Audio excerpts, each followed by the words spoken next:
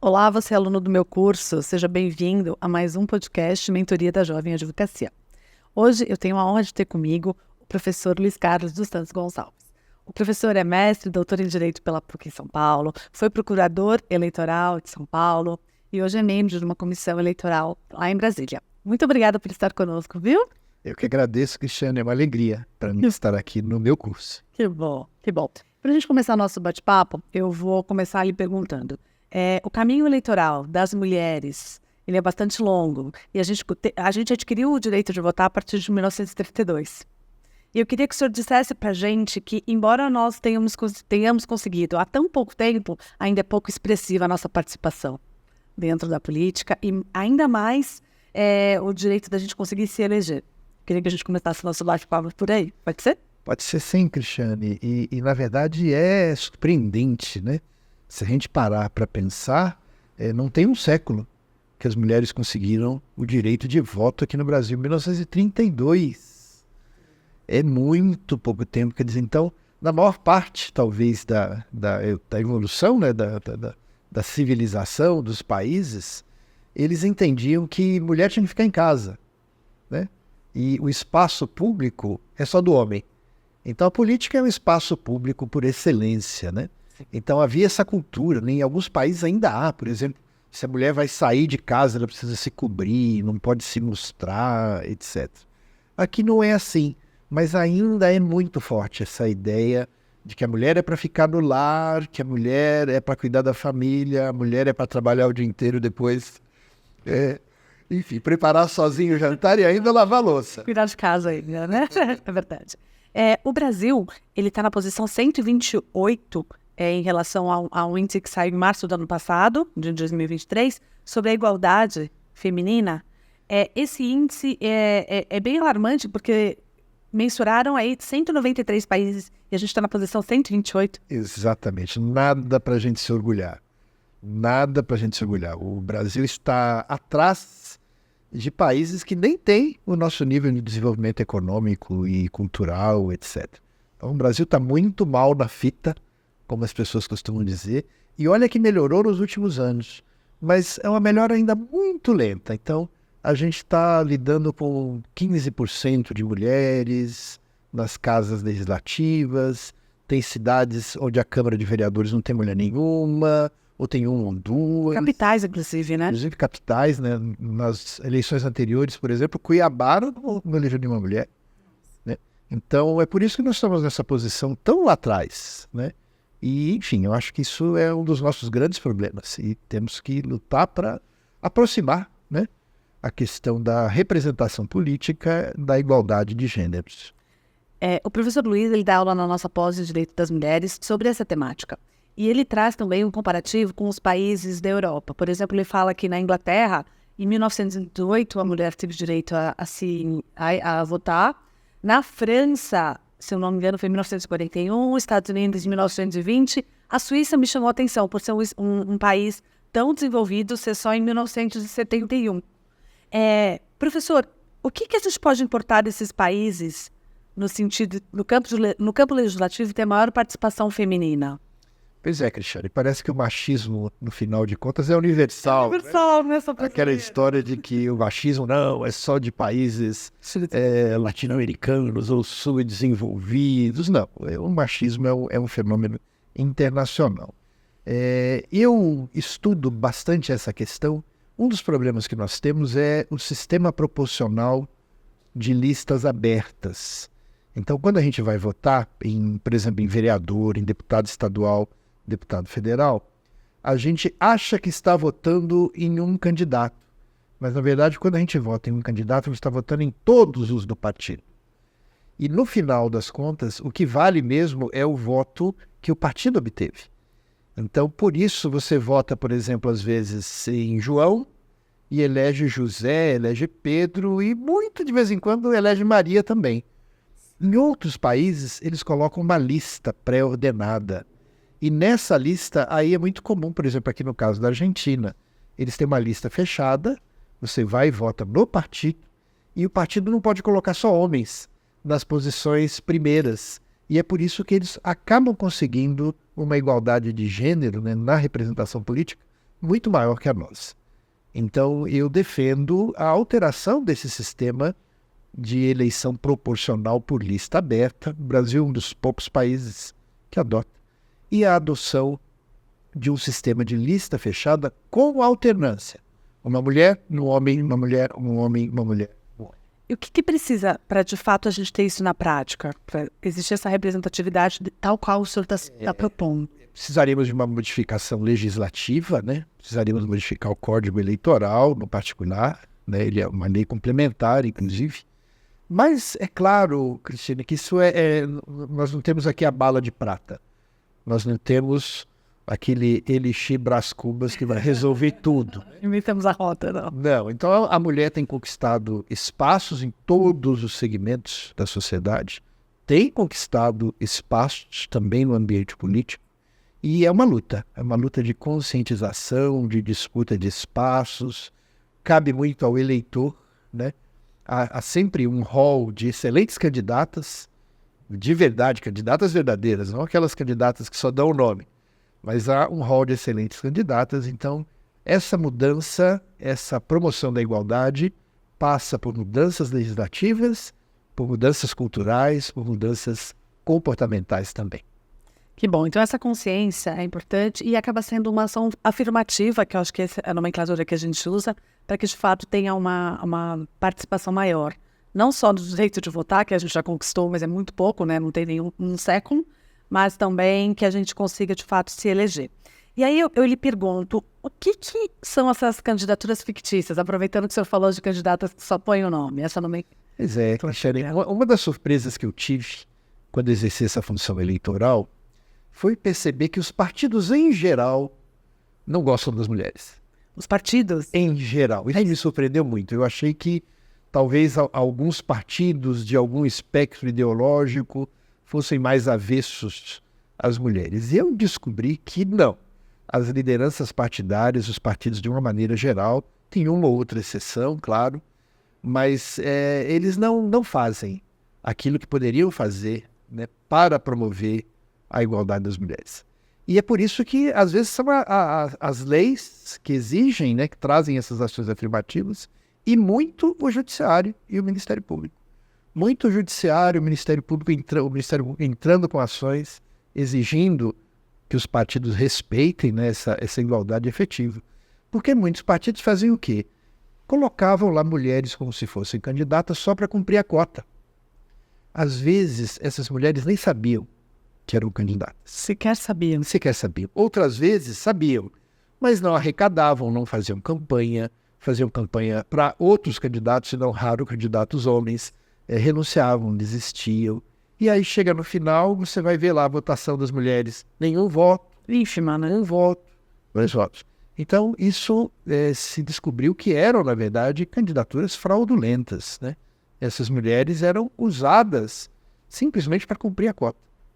E é isso que a gente chama de candidatura fictícia, e é uma luta constante em relação a isso, Cristiane. Mas hoje a ideia é a seguinte: se descobrir que o partido lançou candidatas fictícias, esse partido está sujeito, né, a uma ação judicial forte, e se ela for julgada procedente, cai toda a chapa.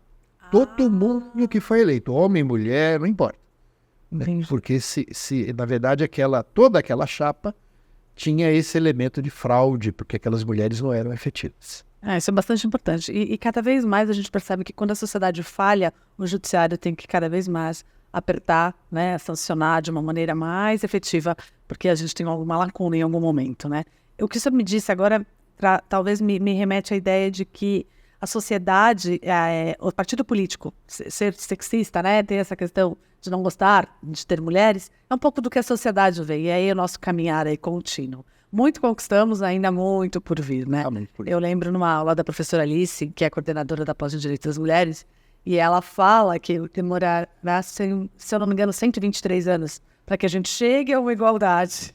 Eu não sei quantas gerações depois da minha vão chegar até essa igualdade de gênero, né? E professor, consequentemente, o financiamento de campanhas com a participação feminina também é muito menor, né? Porque, de fato, elas não atraem o público, porque elas fazem campanhas para alguma pessoa, né, do sexo masculino. E isso também eu acho que não acaba sendo o chamariz para que o partido político tenha uma candidata feminina, né? Olha só, Cristiane, você tocou num dos aspectos mais importantes que ajudam a justificar a desigualdade, né, na representação política. O dinheiro não chega para as mulheres. Deus. Então, teve decisão judicial mandando distribuir, tem pelo menos 30%, né? Se os partidos são obrigados a lançar 30% de candidatas, 30% dos recursos do partido tem que ir para essas candidatas. Não iam. Aí houve decisões judiciais dizendo, não, tem que ir. Mas a gente ouviu aqui na Procuradoria Regional Eleitoral de São Paulo dezenas de candidatas. Elas diziam, doutor, o dinheiro não chega. Quando chega, chega na última hora.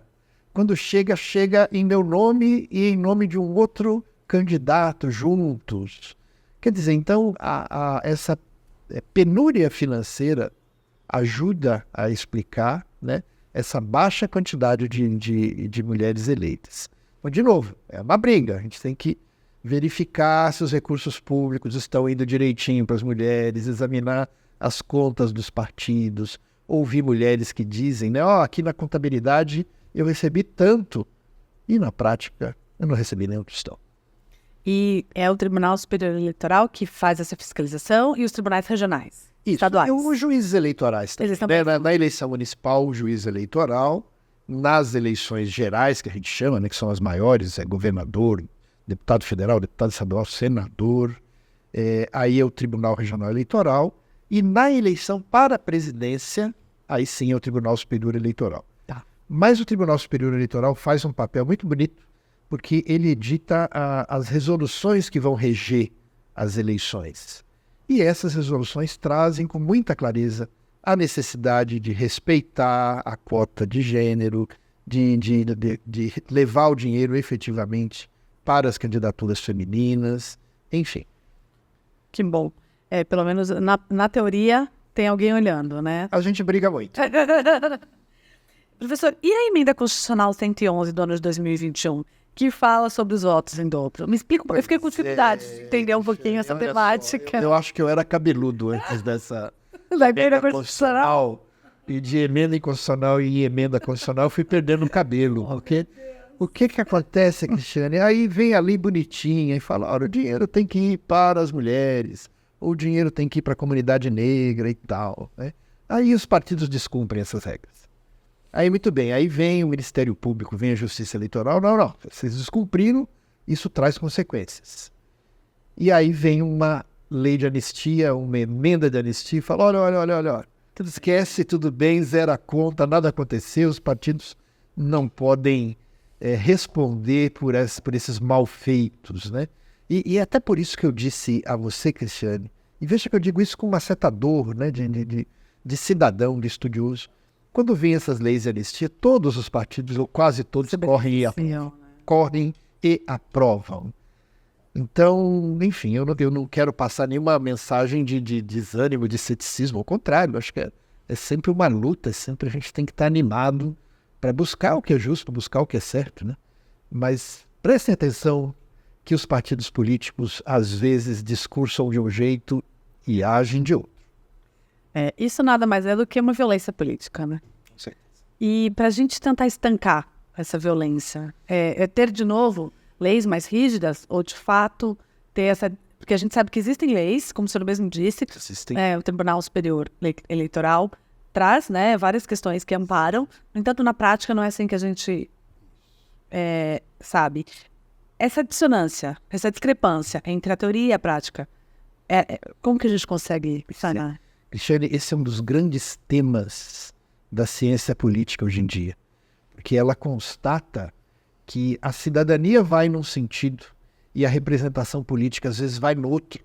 E onde está a democracia? Pois é, então isso a gente chama de crise de representação, né? Olha, mas esse pessoal não está representando aquela opinião, às vezes opinião boa, média da sociedade. O que está acontecendo?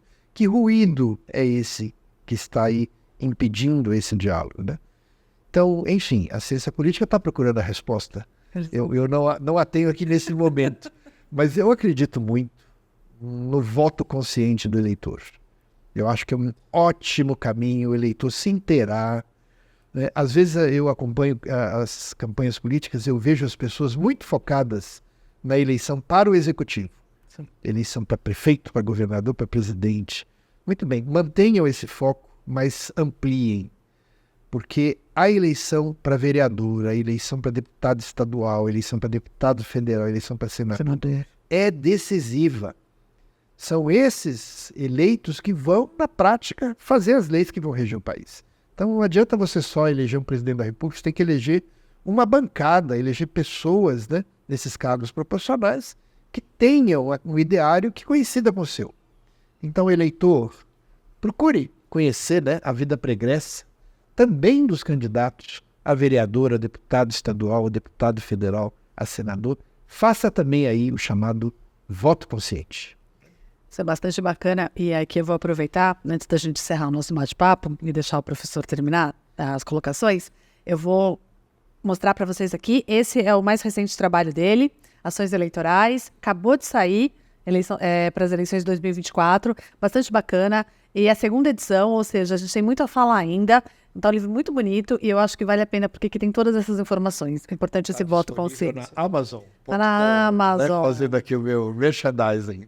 E mais do que fazer o merchandising, eu acho que é a conscientização. A gente consegue ter informação, e a informação que vai dar manejo para a gente poder fazer aí um país mais justo, uma democracia de fato. E para quem também gosta desse tema e de uma maneira bem didática, o professor tem um blog, é um site? É um blog. É um blog, chama A Cachaça Eleitoral. Fica a dica, eu vou pôr depois para vocês, vou pedir para o pessoal colocar aí, Cachaça Eleitoral, que acaba sendo uma forma didática de sorteio, até bem icônica, eu achei engraçado. De tratar desses temas e a ensinar, né, como que a gente pode lidar com isso de uma maneira mais tranquila. Professor, eu vou passar para o senhor falar as suas palavras finais. Queria muito lhe agradecer pela gentileza, pela didática com que o senhor trata essa temática e agradecer aqui em nome das mulheres pela luta que eu sei que o senhor é bastante ativo aí no nosso caminhar. Muito obrigada. Obrigado, Cristiane. Eu que agradeço a gentileza do convite aqui do meu curso. Mande um grande abraço para a professora Alice Bianchini, sou um fã, sou um admirador dela. Né? E já que você mencionou, se vocês quiserem conhecer um pouco mais do direito eleitoral, com uma linguagem acessível, às vezes até bem-humorada, deem uma olhadinha lá na Cachaça Eleitoral. Se vocês colocarem naqueles buscadores, né, a Cachaça Eleitoral, vai aparecer ali o meu blog. Eu devia, Cristiane, fazer um texto por semana, mas eu sou meio preguiçoso. Não tem. Mas os textos que estão lá são bem bacanas e eu recomendo a todos e a todas. Eles fazem a gente pensar de uma maneira bem didática. Eu gostei de ler, viu? Vale a leitura. E obrigada a você por estar conosco mais uma vez. Professor Luiz Carlos, muito obrigada por estar conosco e até o nosso próximo episódio.